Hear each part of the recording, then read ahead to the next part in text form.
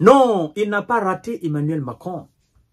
Oui, cet ex-officier, haut officier du renseignement militaire suisse, M. François Meilhan. Emmanuel Macron est le président du vide, le président de la division, de la discorde. Ah oui, ah oui, ah oui. Il continue dans son narcissisme pathologique. Ah merde. Non, non, non, non, non, non. Il n'a pas raté Emmanuel Macron. En fait, le monsieur, aujourd'hui reconverti en entrepreneur, se prononce sur la motion de censure du gouvernement d'Emmanuel Macron. Oui, vous savez, 331 députés ont dégagé le gouvernement et le premier ministre de Macron. 331, c'est le code, c'est l'indicatif de la France, non? 331, ouais, c'est pas anodin. Mesdames et messieurs et mesdemoiselles, parlons de ce qu'il a dit d'Emmanuel Macron. C'est très intéressant. C'est pourquoi je vous dis, la malédiction continue toujours de frapper ce monsieur-là. C'est comme si il a fait quelque chose quelque part, le karma est en train de le tourmenter, mesdames et messieurs. Et là, il n'arrive pas à se sortir, parce que tout le monde le tombe dessus comme ça. Bah, tout le monde ne peut pas tomber sur quelqu'un comme ça, si vous n'avez rien fait. Oui, c'est ça la réalité. C'est pourquoi souvent, il faut écouter le peuple, c'est très important. Il ne faut pas se foutre de la gueule du peuple. Et il ne s'agit là d'une crise politique profonde et pas seulement d'un réajustement, introduit-il. Puis continuant, M. François Meilhan, ancien officier du renseignement, haut officier du renseignement militaire suisse, s'exprimait ainsi au sujet du gouvernement Emmanuel Macron qui vient d'être mis à terre. Il continue en disant ceci. Les oppositions se sont exprimées par le biais de la motion de censure qui est prévue par la Constitution française. Donc, on peut dire que pour une fois, ou pour une des rares fois, sous la présidence Macron, les institutions ont fonctionné. L'une des rares fois. Donc, en réalité, les institutions françaises n'ont véritablement pas fonctionné sous l'égide d'Emmanuel Macron. C'est ce qu'il veut dire. L'ex-officier continue, mesdames et messieurs, pour le chef d'entreprise qu'il est devenu, parlant de M. François Meilhan, effectivement, et conseiller financier, c'est plutôt sain. C'est plutôt la preuve qu'il y a encore un fonctionnement des institutions. Par contre, il est inquiétant qu'il reste encore 30 mois à vivre avec ce président, Macron, qui est le président du vide.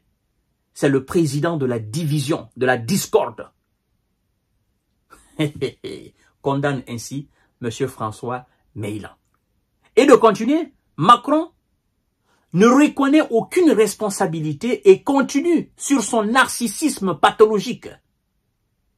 Selon l'ex-expert, il incarne le désordre et le syndrome typique de Peter Pan. Alors là, ça prouve à suffisance qu'Emmanuel Macron, il n'est plus dans la tête des gens. C'est terminé pour lui. Bien sûr, il ne reconnaît aucune responsabilité. Alors, entre la sortie de ce dernier et ce que disait hier M. Mélenchon, je crois bien il était à France 2 ou bien à TF1, mais écoutez, il y a une concordance. Il parle de la même chose. Oui, le gars doit reconnaître ses responsabilités. Il doit reconnaître que ce qu'il a fait, qu'il a tort. Il doit reconnaître que quelque part, il est narcissique. Il ne regarde que lui. Ce qui l'intéresse, c'est lui qui passe avant tout. Je suis le président, je fais ce que je veux. Personne n'a m'imposé quoi que ce soit. Et ce que je fais, ça doit passer par force. C'est pas comme ça. Parce que c'est le peuple qui t'a envoyé là. Et c'est le même peuple qui vient de te corriger lors des élections législatives passées. C'est le même peuple qui vient de te corriger là, à l'Assemblée française. 331 députés. Oui, c'est le même peuple qui vient de valider, qui vient de chasser ton gouvernement et ton premier ministre. Et donc, c'est le même peuple qui vient de te désapprouver là. Alors, M. François continue en disant ceci. Comment les Français vont encore vivre près de 3 ans avec M. Macron? S'exclame-t-il. Parce que lui, franchement, il partage aujourd'hui la souffrance des Français, la peine des Français. Ah ben, si lui, il avait la possibilité aujourd'hui de chasser Emmanuel Macron, je ne pense pas que Macron aurait passé encore une seconde à l'Élysée. Il l'aurait mis complètement dehors. Et c'est l'avis d'ailleurs des millions de Français aujourd'hui. C'est ça la réalité. Alors, l'ex-officier du renseignement militaire suisse continue en disant ceci. Quant au conflit en Ukraine, la France a contribué au soutien de Kiev à hauteur de 5,135 milliards d'euros. 5 milliards 135 millions d'euros. Ah oui. Et de continuer, c'est que beaucoup, cet argent est beaucoup, c'est même énorme, estime François Mélan. Et de continuer, c'est de la corruption, puisque tout le monde reconnaît le niveau de corruption du régime de Kiev.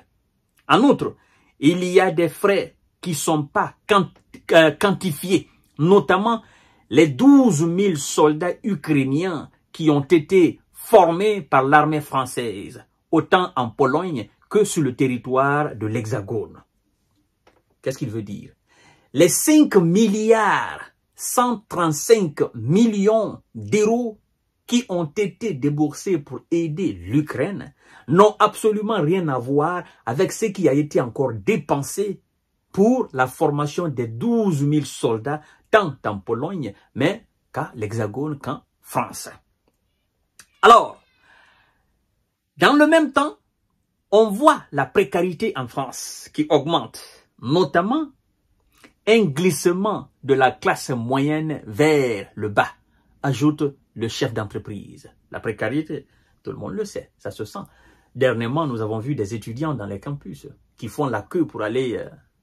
on sait comment les gens galèrent en France, les travailleurs, machin, ça crie partout. Les gens sont payés, ils n'arrivent même pas... Le 15 n'arrive même pas, l'argent est terminé, c'est fini. Ben, vous êtes payé en France aujourd'hui, demain, l'argent...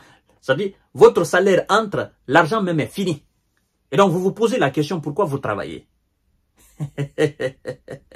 C'est ça la réalité. Et c'est la réalité des Français. C'est pas seulement des étrangers qui sont en France, mais des Français de source française. Monsieur continue en disant ceci. Les Français se posent vraiment la question si ça vaut vraiment la peine de faire autant de sacrifices. Eux qui sont déjà en récession pour encourager la poursuite d'une guerre qui ne les concerne pas. Fin de citation. L'ex-officier du renseignement suisse, M. François Mélan, n'a pas raté Emmanuel Macron. Il vient de faire le résumé en quelques phrases des 2 mandats d'Emmanuel Macron et de ce qu'il aura apporté à la France. Ben, on l'a apporté à la France, effectivement, comme malheur. C'est ça. Parce que tout cet argent envoyé en Ukraine, matériel militaire, machin, c'est l'argent du contribuable français. S'il avait orienté cette somme faramineuse dans bien des domaines pour essayer de créer les conditions de vie idéales pour le peuple français, ça aurait servi. Et c'est le même qui est en train de dire, les troupes, nous n'excluons pas l'envoi des troupes en Ukraine. Vous allez envoyer les troupes en Ukraine avec de la salive ou quoi?